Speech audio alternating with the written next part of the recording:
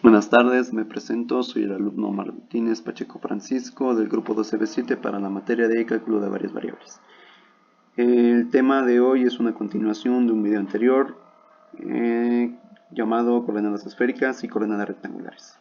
Bueno, en nuestro caso, ahora queremos transformar las coordenadas esféricas a coordenadas rectangulares. ¿Y cómo obtengo esos valores? Bueno, es sencillo, ¿verdad? Es un poco más abstracto pensarlos por el tema de hacer triangulitos y todo esto, pero no es nada del otro mundo. Primero hay que tener en cuenta que todos estos datos reportados en coordenadas esféricas tienen que estar sí o sí todos, porque si no, no nos da nuestras magnitudes, ¿no? Y otra cosa muy importante es deducir qué magnitud queremos descomponer. Como tal, la que más convenga. En este caso, a mí me conviene más descomponer al eje Z porque es un poquito más visible, ¿no?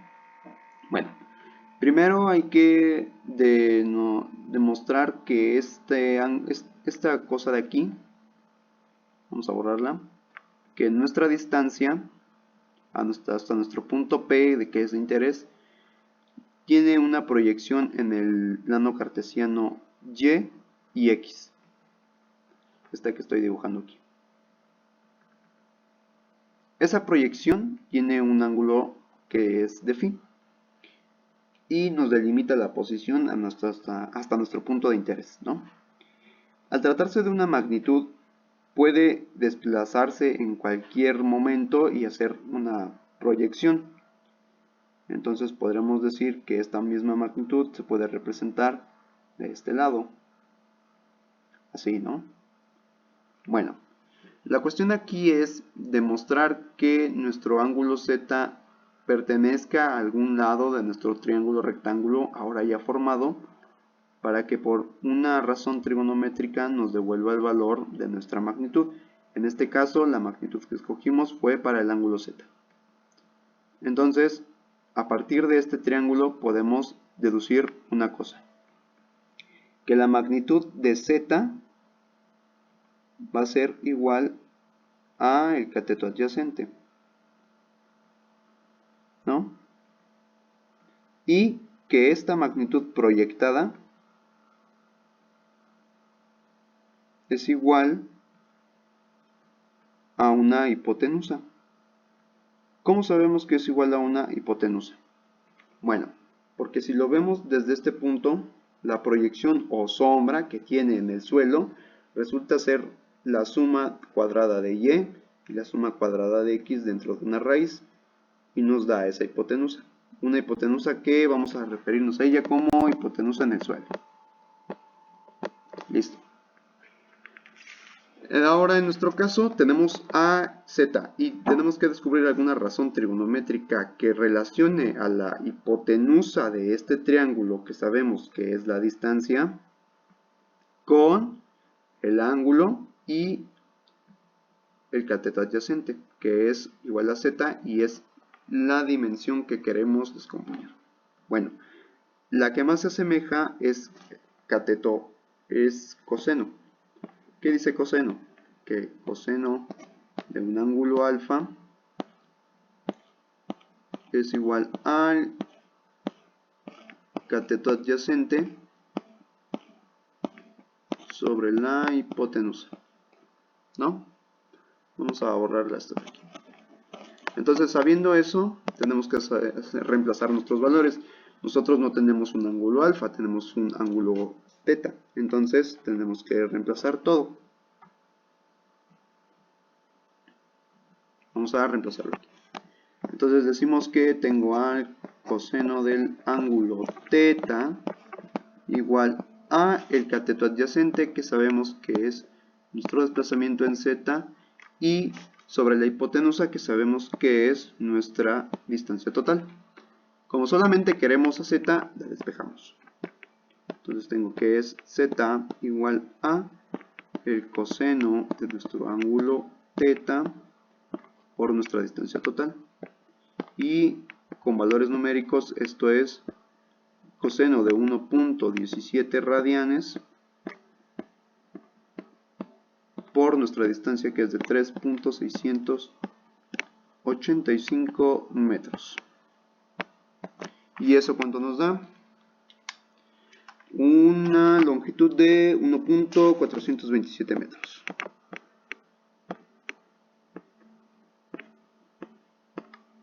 Listo.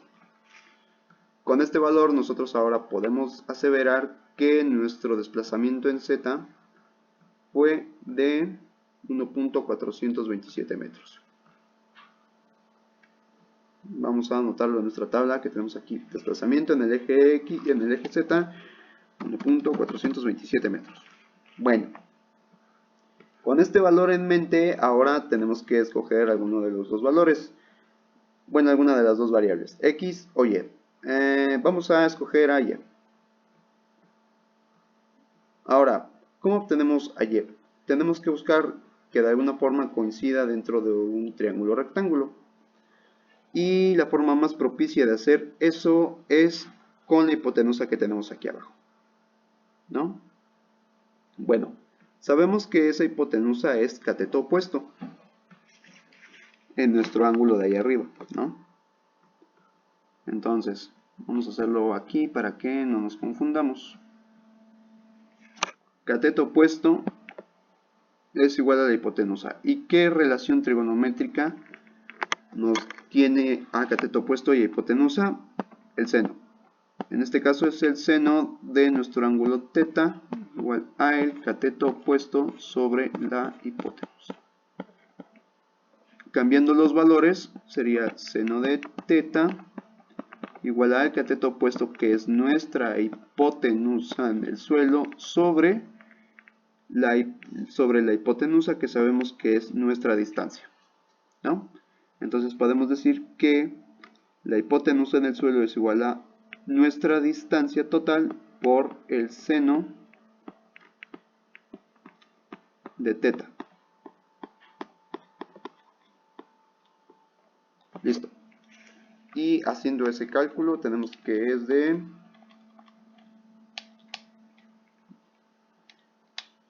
3.39 metros. Vamos a anotarlo aquí abajo. Hipotenusa en el suelo,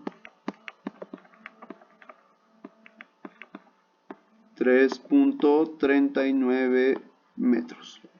Este valor solo nos sirve de guía porque realmente no nos representa descompuesta ninguna magnitud, ni en Y ni en X. Pero sí nos sirve para seguir evaluando con este ángulo de referencia que es phi. Ahora, suponiendo que con esta magnitud proyectada, que sabemos que es la hipotenusa en el suelo, tenemos que buscar que este triángulo sea un triángulo rectángulo. Y lo hacemos colocando el ángulo recto en esta posición. En esta posición sabemos ahora que este desplazamiento corresponde al cateto opuesto, que va a ser a nuestro desplazamiento en Y, ¿no?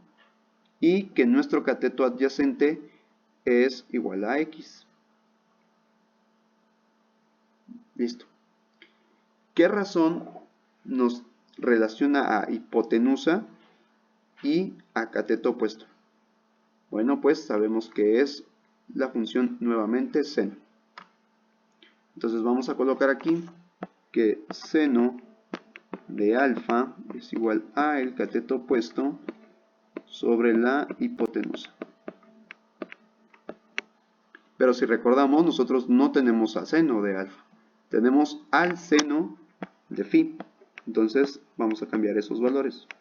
Seno de phi igual a el cateto opuesto, que en este caso es nuestra magnitud que queremos conocer, sobre la hipotenusa en el suelo. ¿Quién era la hipotenusa en el suelo? ¿Podemos poner el valor? Sí, pero vamos a hacerlo con las variables o como si fuera un recetario, en el dado caso de que hubiera algún tipo de confusión. Hipotenusa en el suelo es igual a nuestra magnitud total por el seno de θ. Entonces vamos a colocar en nuestra fórmula que es nuestra magnitud total por el seno de teta. Y despejando a y, tenemos que y, bueno, vamos a ponerlo un poquito más abajo, porque aquí se va a amontonar. Y es igual a el seno de phi por el seno de teta por la distancia r. Ahora, reemplazando los valores, tenemos que y es igual a el seno de phi. ¿Y quién era phi? Vamos a recordarlo, y es de 0.58 radianes. Por el seno de teta. ¿Quién era el seno de teta? O más bien, ¿quién era teta? Vamos a recordarlo aquí. Y es de 1.17 radianes. Por nuestra distancia total. Bueno, en este caso sabemos que son radianes, no hay que olvidarlo. Por nuestra distancia total, 3.685 metros. ¿Coincide? 3.685 metros. Muy bien, si metemos todo eso a la calcu, tenemos que es 1.85. Y es igual a 1.85 metros. Y este valor sí nos devuelve una descomposición de nuestra distancia total. Vamos a colocarlo en nuestra tabla.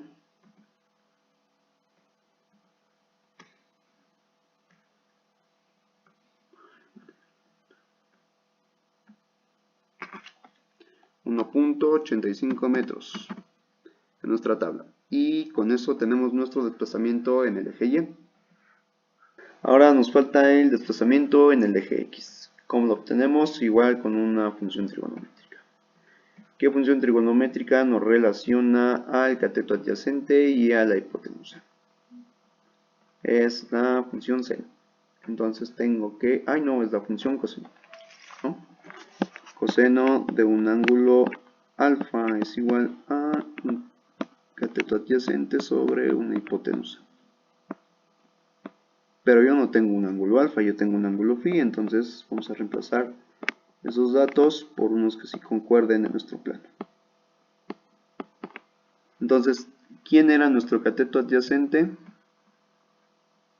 Vamos a ver aquí. Y resulta ser x. Y es exactamente la variable que debemos de despejar. Entonces colocamos aquí a x. Sobre la hipotenusa. Y sabíamos que la hipotenusa en el suelo. Y sabemos que la hipotenusa en el suelo es igual a la distancia total. Bueno, esa R se ve fea. Vamos a borrarla. Vamos a hacerle zoom porque no se ve nada.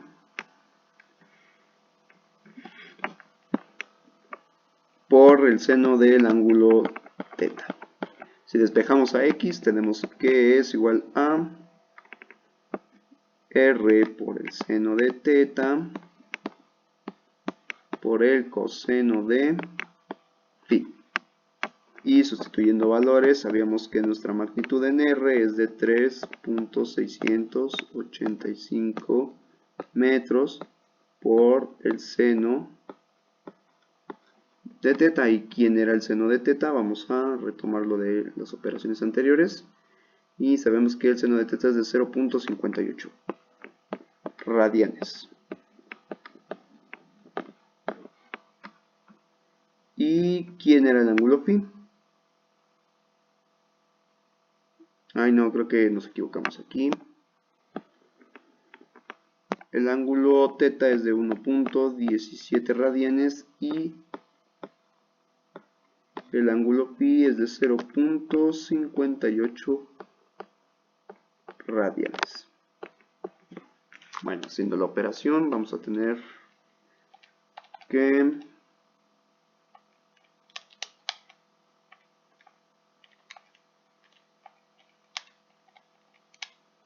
nuestro desplazamiento en X fue de 2.83 metros.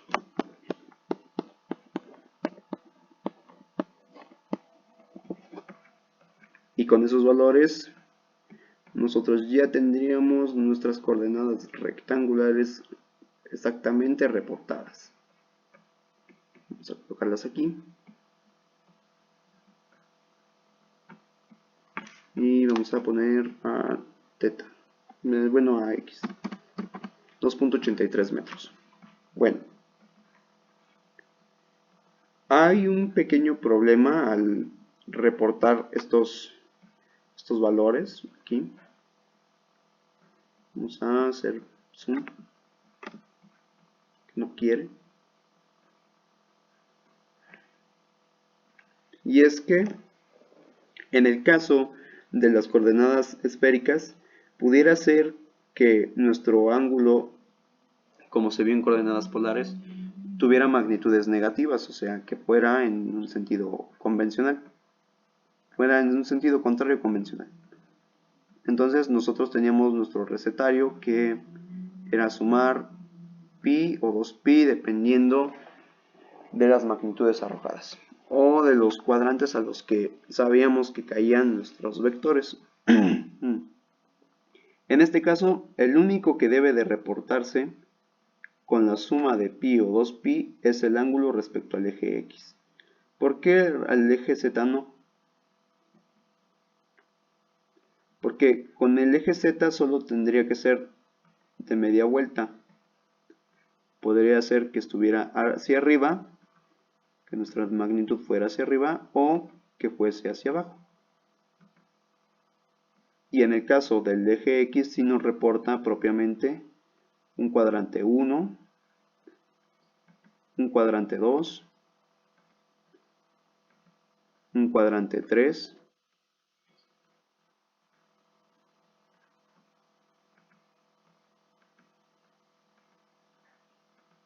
y un cuadrante 4.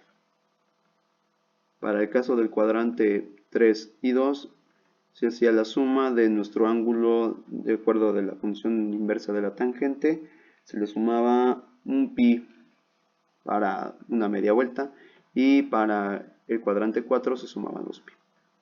Eso sería solamente para las coordenadas esféricas, que se entiende que para coordenadas rectangulares solamente necesito los desplazamientos en cada uno de los ejes coordenados. Y eso sería todo por hoy.